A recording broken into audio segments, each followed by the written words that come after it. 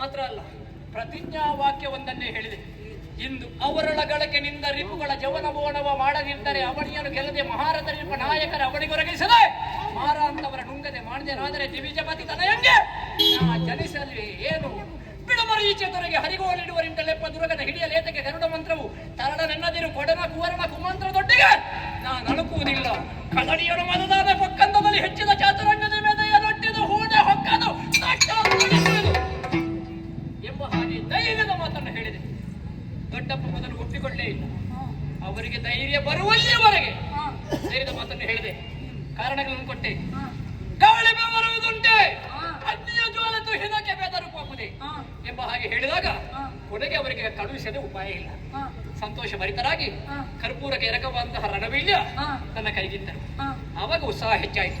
ಬಿಗಿದ ಗಂಡುಡುಗೆಯಲ್ಲಿ ಹೊನ್ನಾಯುಧದ ಹೊಳವ ಕಠಾರಿಯಾದ ಮನಬಗುತ್ತು.